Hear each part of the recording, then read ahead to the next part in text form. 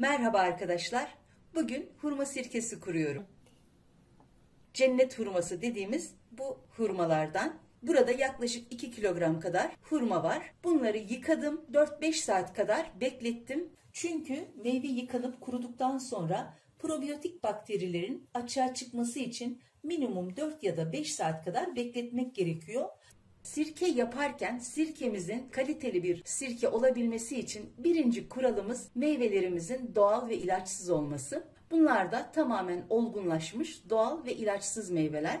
Bu meyvelerin aynı zamanda şeker oranı da çok yüksek. Özellikle ilk kez sirke kuracaklar ve elinde sirke ve sirke anası bulunmayanlar için bu meyveyi öneririm. Bir de şeker oranı yüksek bir üzümle yapmalarını tavsiye ederim. Şeker oranı yüksek meyvelerle sirke kurmak çok kolay. Elimde 5 litrelik bir kavanozum var. Bunları hiç doğramadan sadece elimle patlatarak kavanozumun içine dolduracağım. Bakın şu şekilde alıp kavanozumun içinde patlatacağım.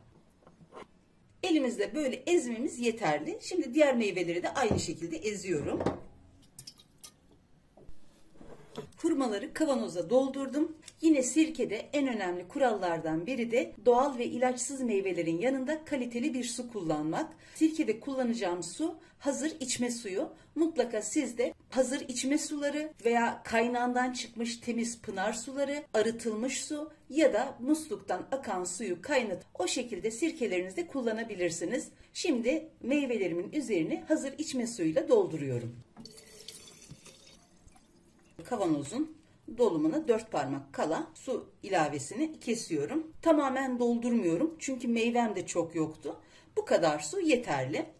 Meyvelerimin şeker oranı yüksek ama fermentasyonu başlatabilmesi için içine 1 kaşık bal ekliyorum. Bal yerine nöbet şekeri de ekleyebilirsiniz. Eğer bal yok, nöbet şekeri yok diyorsanız son tercih olarak rafine şeker kullanılabilir. Şöyle 1 kaşık kadar bal ekliyorum ve karıştırıyorum. Meyveler yukarı çıkıp tekrar kavanozun dibine çökene kadar her gün karıştıracağım.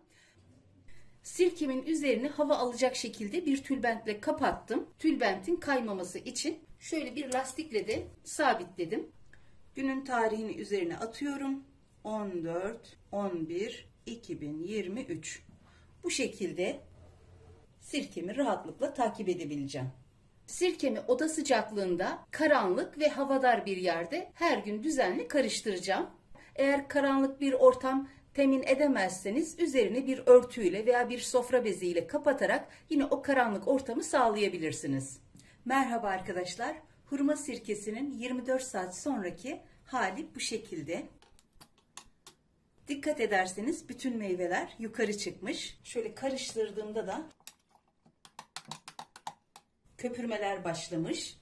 Bu da fermentasyonun başladığını ve sirkenin artık doğru yolda ilerlediğini gösterir. Bu şekilde her gün karıştıracağım. Ta ki meyveler tamamen kavanozun dibine çökene kadar. İnşallah o aşamaları da sizlere göstermeye çalışacağım. Merhaba arkadaşlar. Hurma sirkesini kuralı tam 3 gün oldu.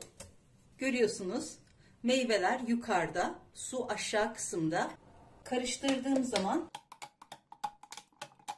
sirkenin köpürmesi, ilerleyişi gayet güzel. Dün sirkeme 2 adet ezilmiş hurma ekledim. İster elma, ister üzüm veya herhangi bir meyveyle kurduğunuz sirkelerde henüz karıştırma evresindeyken içine ekstradan meyve ve su ekleyebilirsiniz. Fakat karıştırma evresi bittikten sonra artık hiçbir şekilde su ve meyve eklenmez. Çünkü sirkenin dengesi bozulabilir. Bu bilgiyi de vermek istedim. Merhaba arkadaşlar. Sirkemi kuralı tam 17 gün oldu. Dikkat ederseniz meyveler tamamen dipte ve su yüzeyde kalmış. Artık sirkemi uykuya alacağım. Sirkemin içine sadece 1 kaşık bal ekledim. Hurma şeker oranı yüksek bir meyve olduğu için bu şekilde de kendi kendine sirke anısı bağlayabilir. Sirkenizin tamamen küf bağlamadan hemen sirke anası kurmasını istiyorsanız elinizde ev yapımı sirke varsa ev yapımı sirke veya sirke anası varsa bir parça sirke anası ekleyerek sirkenizi uykuya alabilirsiniz. Bunlar yoksa hiçbir şey yapmadan bu şekilde de sirkenizi uykuya alabilirsiniz. Ben içine şimdi çok az üzüm sirkesi ekleyeceğim. Şöyle şu kadar, hatta yarım çay bardağından da az üzüm sirkesi ekliyorum. Yeni kurduğum sirkeme ev yapımı sirke ya da sirke anası eklediğim zaman sirkemin uyku süresinde herhangi bir risk yaşamama olasılığı çok daha yüksek oluyor. Elinizde varsa ekleyin, yoksa sirkenizi bekleterek sirke anası bağlamasını sağlayabilirsiniz. Şimdi sirkemin üzerini kapatarak bir daha hiç karıştırmadan, hatta bekleteceğim yerde hiç oynatmadan bırakacağım.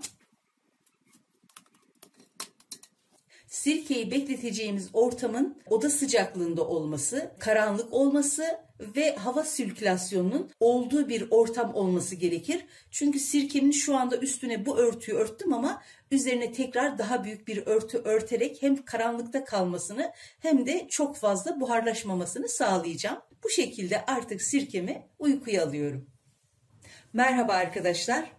14 Kasım'da kurduğum cennet hurması sirkesi 3 ayını doldurdu. Artık sirkem süzme aşamasına geldi. Cennet hurmasıyla yaptığım sirkeler çok kalın sirke anası bağlıyor. Ne zaman denediysem hep böyle oluyor. Ya çok kalın tek parça ya da birkaç tane çok kalın sirke anası bağlıyor. Burada da sirke anası meyvelerin üzerine oturduğu için artık çökmesi söz konusu değil. Bir ara çöker gibi olmuş ama üzerinde tekrar sirke anası bağlamış.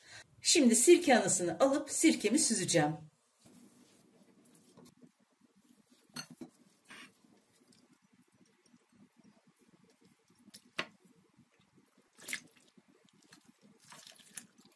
Görüyorsunuz ne kadar kalın sirke anası bağlamış. Sirke anasını kenara alıp şimdi sirkemi süzeceğim. Süzgülerimi süzgecin üzerine aldım bu şekilde. Şimdi sirkemi süzüyorum.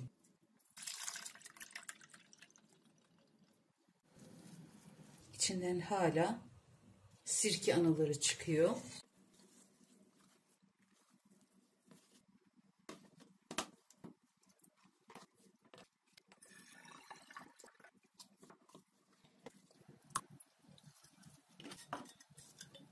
Biraz sirkeyle çalkalayıp onu da yavaşça içine döküyorum.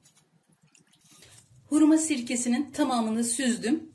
Posalı kısmı böyle bir kavanozun içine aldım. Bunun da posası dibine çökünce bunu da bunlar gibi ağzı dar şişelerin içine alacağım. Çünkü ağzı dar şişelerin içinde hava almasını önlemek daha kolay. Geniş ağızlı şişelerde hava almamasını sağlamak biraz daha zorlaşıyor. Bu sirkelerimi de diğer sirkelerin yanına almadan önce üzerine hangi meyveden ve hangi yıl yapıldığını yazacağım ki karışıklık olmasın. Sirke analarını içinde muhafaza ettiğim kavanoza alıyorum. Bu sirke analarını daha sonra kuracağım sirkelerde maya olarak kullanıyorum. Aslında sirke anaları birçok alanda kullanılıyor ama ben sadece maya olarak kullanıyorum. Yaptığım tecrübelere göre ilk kez sirke kuracakların cennet hurmasıyla sirke kurmasını tavsiye ederim. İyice olgunlaşmış cennet hurmalarıyla yapılan sirkede şeker oranı çok yüksek olduğu için sonuç çok güzel oluyor. Çok güzel sirke anası bağlıyor. Sonucun güzel olmasından dolayı sirke yapma isteğini arttırıyor. Bu sirkelerimi serin ve karanlık bir yerde muhafaza edeceğim. İçimlik olarak tüketildiğinde tadı çok güzel bir sirke. Diyebilirim ki sirkelerin içinde en yumuşak, tadı en güzel olan cennet hurması sirkesidir. Bu sirkeyi en az 1 yıl dinlendireceğim. İçimlik olarak tüketilecekse süzüldükten 3 ay sonra rahatlıkla tüketilebilir. Dışarıdan alınan hazır sirkelerle tadı kıyaslanmayacak kadar harika. Mutlaka yapın ve deneyin derim. Yapacak ve deneyecek olan herkese kolay gelsin, afiyet, şifa olsun.